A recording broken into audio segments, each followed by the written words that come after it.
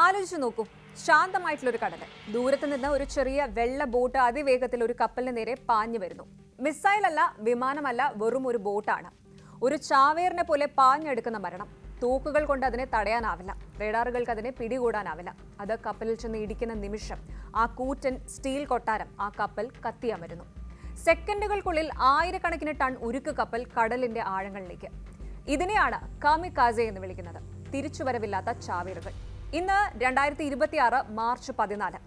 ലോകം മൂന്നാം ലോക മഹായുദ്ധത്തിന്റെ പടിവാതിൽക്കലാണ്. സ്ട്രെയിറ്റ് ഓഫ് ഹോർമുസ് എന്ന ലോകത്തിന്റെ ശ്വാസനാളം ഇറാൻ ഏതാണ്ട് പൂർണ്ണമായും അടച്ചിട്ടിരിക്കുകയാണ്. കഴിഞ്ഞ 2 ആഴ്ചയായി അവിടെ നടക്കുന്നത് സിനിമകളെ പോലും വെല്ലുന്ന ഭീകരതയാണ്. ഇറാന്റെ മിസൈൽ സിറ്റുകളിൽ നിന്ന് പുറത്തുവരുന്ന കാമികാസെ ഡ്രോൺ ബോട്ടുകൾ ലോക വ്യാപാരത്തിന്റെ ശ്വാസം മുട്ടിക്കുകയാണ്. ഇന്ന് പുറത്തുവന്ന ഏറ്റവും പുതിയ റിപ്പോർട്ടുകൾ പ്രകാരം 3 ഇന്ത്യൻ നാവികരുടെ ജീവൻ ഈ കടൽ ചാവേറുകൾ കവർന്നെടുത്തു കഴിഞ്ഞു. നമ്മുടെ സഹോദരങ്ങളുടെ ചോര വീണ ഈ കടൽപാതയിൽ എന്താണ് യഥാർത്ഥത്തിൽ സംഭവിക്കുന്നത്? ഇറാന്റെ ഈ രഹസ്യ ആയുധങ്ങൾ എത്രത്തോളം മാരകമാണ്? എന്താണ് ഈ മരണ ബോട്ടുകൾ? പരിശോധിക്കാം. ഇറാൻ വെറും ഒരു രാജ്യമല്ല, കടലിനടിയിൽ പണിതുയർത്തിയ ഒരു മഹാ ആയുധപുരയാണ്. IRGC പുറത്തുവിട്ട ദൃശ്യങ്ങൾ കണ്ടാൽ ആരും ഞെട്ടും. കിലോമീറ്ററുകളോളം നീളുന്ന ഭൂഗർഭ തുരങ്കങ്ങൾ, അവിടെ വരിവരിയായിട്ട് നിർത്തിയിട്ടിരിക്കുന്ന 100 കണക്കിന് ഡ്രോൺ ബോട്ടുകൾ, ആന്റിഷിപ്പ് മിസൈലുകൾ, സീ മൈനുകൾ. ഇതിനെയാണ് അണ്ടർഗ്രൗണ്ട് മിസൈൽ സിറ്റി എന്ന് വിളിക്കുന്നത്. അമേരിക്കയുടെ അത്യാധുനിക സാറ്റലൈറ്റുകൾക്ക് പോലും ഈ നഗരങ്ങളിലേക്ക് കണ്ണെത്തിക്കാൻ കഴിയില്ല. അവിടെ നിന്നാണ് ഈ ചാവേറുകൾ ഓരോന്നോരോന്നായി കടലിലേക്ക് ഇരച്ചു കയറുന്നത്. ഹിഡൻ ഡെത്ത് എന്നാണ് പ്രതിരോധ വിദഗ്ധർ ഇതിനെ വിളിക്കുന്നത്. യുദ്ധം തുടങ്ങിയ ഫെബ്രുവരി 28 മുതൽ ഈ നഗരങ്ങളിൽ നിന്നുള്ള മരണദൂതന്മാർ സ്ട്രെയിറ്റ് ഓഫ് ഹോർമുസിനെ ഒരു ശ്മശാനമാക്കി മാറ്റിയിരിക്കുകയാണ്. അമേരിക്കയും ഇസ്രായേലുമായുള്ള സംഘർഷം നിലനിൽക്കുന്ന സാഹചര്യത്തിൽ തങ്ങളുടെ നാവിക ശക്തി വിളിച്ചോതുന്നതിനാണ് ഇറാൻ ഈ ദൃശ്യങ്ങൾ പുറത്തുവിട്ടിരിക്കുന്നത്. സ്ട്രെയിറ്റ് ഓഫ് ഹോർമുസ് പോലുള്ള തന്ത്രപ്രധാനമായ മേഖലകളിൽ ഇറാന്റെ ഈ നീക്കം വലിയ ആശങ്കയ്ക്ക് കാരണമായിട്ടുണ്ട്. ഇനി നമുക്ക് ഈ ആയുധത്തിന്റെ ഭീകരതയിലേക്ക് വരാം. ഡേഞ്ചറസ് ആയ ഒന്നാണ് കാമിക്കാസെ ഡ്രോൺ ബോട്ടുകൾ. ഇതിനെ ഒരു ചാവേർ ബോട്ട് എന്ന് വിളിക്കാം. കാരണം ഈ ബോട്ടുകളിൽ പൈലറ്റ് ഉണ്ടാവില്ല. എന്താണ് ഇവയുടെ പവർ? ഇവ സാധാരണ ബോട്ടുകളല്ല. ഇൻവിസിബിൾ കില്ലേഴ്സ് അല്ലെങ്കിൽ ഗോസ്റ്റ് ഐഡന്റിറ്റി. ഇവ സാധാരണ സ്പീഡ് ബോട്ടുകളെ പോലെയാണ് ഇരിക്കുന്നത്. കപ്പലിലെ ക്രൂവിനോ റേഡാറുകൾക്കോ ഇവയെ പെട്ടെന്ന് തിരിച്ചറിയാൻ കഴിയില്ല. ഇവ വളരെ ചെറുതാണ്, പലപ്പോഴും വെറും 10 മുതൽ 15 അടി മാത്രം നീളമുള്ളവ.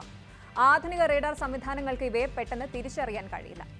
അടുത്തത്, മണിക്കൂറിൽ 100 കിലോമീറ്ററിലധികം വേഗത. അതായത് നിങ്ങൾ കപ്പലിന്റെ ഡെക്കിൽ നിന്ന് ഈ ബോട്ടിനെ കാണുമ്പോഴേക്കും അത് നിങ്ങളുടെ കപ്പലിന്റെ ഹള്ളിൽ വന്ന് ഇടിച്ചു കഴിഞ്ഞിരിക്കും.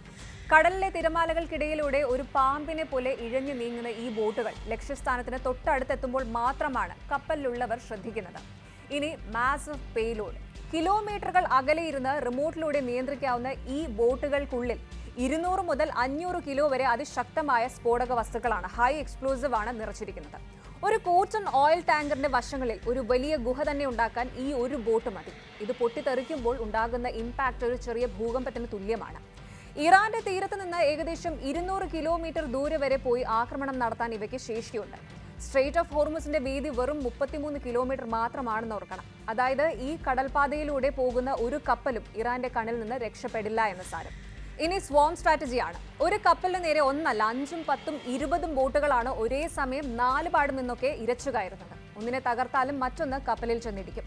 1 hit is enough. ഒരു കപ്പലിനെ കടലിന്റെ അടിത്തട്ടിലേക്ക് എത്തിക്കാൻ ഒരു ബോട്ട് മതി. കഴിഞ്ഞ 2 ആഴ്ചക്കിടെ 8 കപ്പലുകൾ ഇങ്ങനെ തകർന്നു എന്നാണ് കണക്കുകൾ സൂചിപ്പിക്കുന്നത്. ഇതിൽ ടാങ്കറുകൾ മാത്രമല്ല, ചരക്ക് കപ്പലുകളും ഉൾപ്പെടുന്നു. സഫീൻ പ്രസ്റ്റീജ് എന്ന കപ്പലിനെ രക്ഷിക്കാൻ വന്ന ടഗ് ബോട്ടുകളെ പോലും ഇറാൻ മിസൈലുകൾ ഉപയോഗിച്ച് തകർത്തുവെന്നത് ഈ ക്രൂരതയുടെ ആഴം വ്യക്തമാക്കുന്നു. ഏറ്റവും പുതിയ വാർത്തകൾ പ്രകാരം സ്ട്രെയിറ്റ് ഓഫ് ഹോർമുസ് ഇപ്പോൾ ഭാഗികമായി അടച്ചിട്ടിരിക്കുകയാണ്. കഴിഞ്ഞ 24 മണിക്കൂറിനുള്ളിൽ 3 കപ്പലുകൾക്ക് നേരെയാണ് ആക്രമണമുണ്ടായത്. ഇതിൽ ഇന്ത്യൻ നാവികർ ജോലി ചെയ്തിരുന്ന സേഫ് സീ വിഷ്ണു എന്ന ടാങ്കറും ഉൾപ്പെടുന്നു. 3 നാവികർ കൊല്ലപ്പെട്ടതും ഒരാളെ കാണാതെയായതും കടുത്ത പ്രതിഷേധത്തിന് ഇടയാക്കിയിട്ടുണ്ട്. ഇന്ത്യൻ വിദേശകാര്യമന്ത്രി ഡോക്ടർ എസ് ജയശങ്കർ ഇറാൻ വിദേശകാര്യമന്ത്രിയുമായി അടിയന്തര ചർച്ചകൾ നടത്തിക്കഴിഞ്ഞു. ഏകദേശം 700-ലധികം ഇന്ത്യൻ നാവികർ ഇപ്പോഴും ആ യുദ്ധമുഖത്ത് കുടുങ്ങിക്കിടക്കുന്നുണ്ട്. എണ്ണക്കപ്പലുകൾ നീങ്ങാത്തതിനാൽ ലോകം വലിയൊരു എനർജി ക്രൈസിസിലേക്ക് നീങ്ങുകയാണ്. എണ്ണവില കുതിച്ചുയർന്നു. കപ്പൽ കമ്പനികൾ കിലോമീറ്ററുകളോളം ചുറ്റിക്കറങ്ങി ആഫ്രിക്കൻ തീരം വഴിയാണ് ഇപ്പോൾ സഞ്ചരിക്കുന്നത്. ഡ്രോൺ ബോട്ടുകൾക്ക് പുറമെ ഇറാൻ കടലിൽ വിതറിയിരിക്കുന്ന നേവൽ മൈൻസ് മറ്റൊരു ഭീഷണിയാണ്.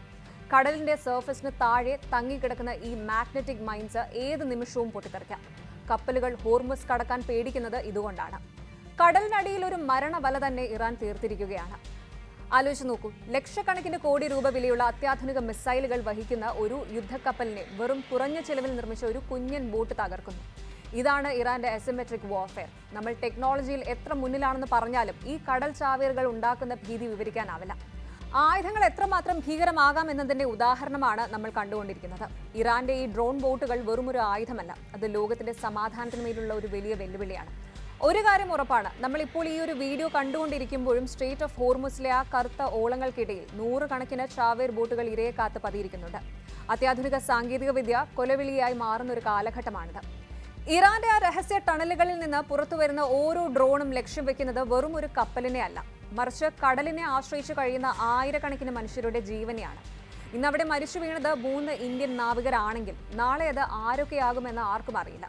ഭൂമിക്കടിയിലെ ആ മിസൈൽ നഗരങ്ങളിൽ നിന്ന് ഇനിയൊരു സൈറൺ മുഴങ്ങിയാൽ അതൊരു പക്ഷേ ലോകം ഇതുവരെ കണ്ടിട്ടില്ലാത്ത ഒരു മഹാവിനാശത്തിന്റെ തുടക്കമായിരിക്കാം. കൂടുതൽ വാർത്തകൾക്ക് news 18 Keralam YouTube channel subscribe ചെയ്യുക.